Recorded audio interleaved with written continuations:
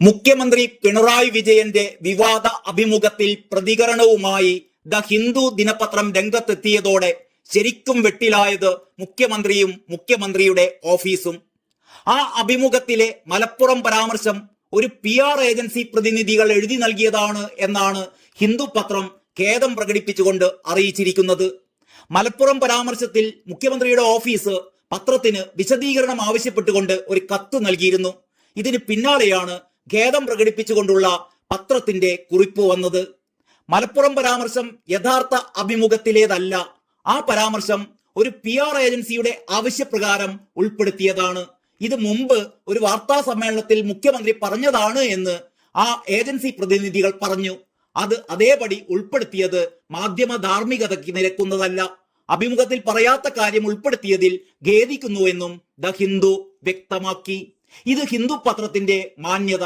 പക്ഷേ ഈ PR ഏജൻസിയെ ആരാണ് ഈ അഭിമുഖത്തിനുള്ള ദൗത്യമേൽപ്പിച്ചത്?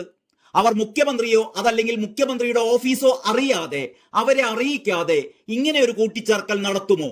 ഒരിക്കലും നടത്തില്ല. അപ്പോൾ കള്ളൻ കപ്പലിൽ തന്നെ. അൻവർ പറഞ്ഞുകൊണ്ടിരിക്കുന്നതും ഇത് തന്നെയാണ്. മുഖ്യമന്ത്രിയുടെ ഓഫീസിലെ ഉപജാപക വൃന്ദം, സംഘപരിവാറിന് വേണ്ടി പ്രവർത്തിക്കുന്നവർ, അത് മുഖ്യമന്ത്രി അറിഞ്ഞുകൊണ്ടാണോ അല്ലാതെയാണോ എന്ന് മാത്രമാണ് ഇനി വെളിപ്പെടാനുള്ളത്. മലപ്പുറം പരാമർശത്തിൽ വിമർശനം കനത്തതോടെയായിരുന്നു പ്രതികരണവുമായി മുഖ്യമന്ത്രിയുടെ ഓഫീസ് രംഗത്തെത്തിയത്. അഭിമുഖത്തിലെ വിവാദ പരാമർശത്തിൽ ഹിന്ദു പത്രത്തിന് കത്ത് നൽകുകയായിരുന്നു മുഖ്യമന്ത്രിയുടെ പ്രസ് സെക്രട്ടറി. പരാമർശം തെറ്റായി വ്യാഖ്യാനിച്ചു എന്നും തെറ്റായ വ്യാഖ്യാനം വിവാദങ്ങൾക്ക് ഇടയാക്കി എന്നും കത്തിൽ പറഞ്ഞിരുന്നു. ഒരു സ്ഥലമോ ഒരു പ്രദേശമോ ആ അഭിമുഖത്തിൽ പരാമർശിച്ചിട്ടില്ല എന്നും വിവാദം അവസാനിപ്പിക്കാൻ വിശദീകരണം നൽകണമെന്നും കത്തിൽ ആവശ്യപ്പെടുകയായിരുന്നു. മലപ്പുറത്ത് സ്വർണ്ണക്കടത്ത് നടക്കുന്നുണ്ട് എന്നും അത് ദേശവിരുദ്ധ പ്രവർത്തനങ്ങൾക്ക് ഉപയോഗിക്കുന്നു എന്നുമായിരുന്നു ഈ അഭിമുഖത്തിൽ മുഖ്യമന്ത്രിയുടെ പരാമർശം. ഇതിനെതിരെയാണ് വ്യാപകമായ വിമർശനം ഉയർന്നിരുന്നത്. ഏതായാലും വളരെ മാന്യമായി ഹിന്ദു പത്രം ഈ വിഷയത്തിലുള്ള സത്യാവസ്ഥ പുറത്തു കൊണ്ടുവന്നിട്ടും പിണറായി വീണ്ടും പൊട്ടൻ കളിക്കുകയാണ്. ദ ഹിന്ദു പത്രത്തിലെ അഭിമുഖത്തിൽ താൻ പറയാത്ത കാര്യമാണ് വന്നത്, ഇക്കാര്യത്തിൽ അവരുടെ വിശദീകരണം വന്നിട്ടുണ്ട് എന്നാണ് ഒരു ഉളുപ്പുമില്ലാതെ മുഖ്യമന്ത്രി പറഞ്ഞു വെക്കുന്നത്. നമ്മളിവിടെ ശ്രദ്ധിക്കേണ്ട പ്രധാനപ്പെട്ട കാര്യം, സാധാരണ ഒരു പത്രം ഒരു മുഖ്യമന്ത്രിയിൽ നിന്ന് അഭിമുഖം കിട്ടാൻ അങ്ങോട്ടേക്കാണ് സമീപിക്കുക. ഇത് ഇവിടെ നേരെ മറിച്ചാണ്. ഹിന്ദു പത്രത്തിൽ ഒരു അഭിമുഖം വന്നു കാണാൻ പിണറായി ആഗ്രഹിക്കുന്നു എന്ന് പറഞ്ഞ് അങ്ങോട്ടേക്ക് ചോദിക്കുകയാണ്. അതായത് ഹിന്ദു പത്രത്തോട് ചോദിക്കുകയാണ്, അതും ഒരു PR ഏജൻസി. ഇതിനെയാണ് പെയ്ഡ് ഇന്റർവ്യൂ എന്ന് സാധാരണ നമ്മളൊക്കെ പറയാറുള്ളത്. അതായത് കാശ് കൊടുത്തുള്ള ഇന്റർവ്യൂ.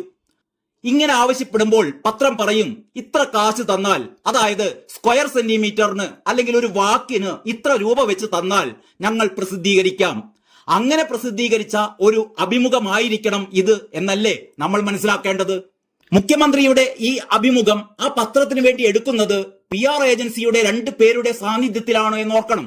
ഹിന്ദുവിന്റെ ഒരു റിപ്പോർട്ടറാണ് ആ അഭിമുഖം എടുക്കുന്നത്. അവരോട് ഈ PR ഏജൻസിക്കാർ പറയുന്നു, മുഖ്യമന്ത്രി നേരത്തെ ഒരു പത്രസമ്മേളനത്തിൽ പറഞ്ഞ ചില കാര്യങ്ങൾ കൂടി അതിൽ ചേർക്കണമെന്ന്. അപ്പോൾ അങ്ങനെ പറഞ്ഞാൽ പോരാ, എഴുതി തരണമെന്ന് ആ റിപ്പോർട്ടർ പറയുന്നു. അങ്ങനെ ആ PR ഏജൻസി അവരുടെ ലെറ്റർ ഹെഡിൽ ഇക്കാര്യം, അതായത് വിവാദമായ മലപ്പുറം എപ്പിസോഡ് എഴുതി കൊടുക്കുന്നു. ഇതാണ് ശരിക്കും സംഭവിച്ചത്. ഇതൊന്നുകിൽ മുഖ്യമന്ത്രി അറിഞ്ഞുകൊണ്ട് ചെയ്തതാണ്, അതല്ലെങ്കിൽ മുഖ്യമന്ത്രിക്ക് വേണ്ടി മറ്റാരോ ചെയ്യിപ്പിച്ചതാണ്.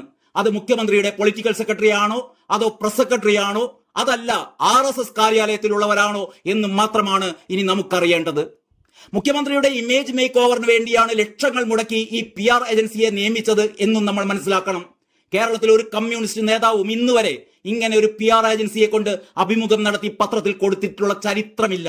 ഇനി ഒരു PR ഏജൻസിയും മുഖ്യമന്ത്രിയുടെ ഓഫീസ് പറയാതെ ഇങ്ങനെ ഒരു അഡീഷൻ കൂടി ആ ഇന്റർവ്യൂവിൽ ചേർക്കണമെന്ന് പറയില്ല. സാധാരണഗതിയിൽ ഇത്തരം അഭിമുഖങ്ങൾ മുഖ്യമന്ത്രിയോ മുഖ്യമന്ത്രിയുടെ പ്രസ് സെക്രട്ടറിയോ പൊളിറ്റിക്കൽ സെക്രട്ടറിയോ പ്രിന്റ് എടുത്ത് അത് വായിച്ച് അംഗീകരിച്ചിട്ടാണ് പത്രങ്ങളിൽ പ്രസിദ്ധീകരണത്തിന് അനുമതി നൽകാറുള്ളത്.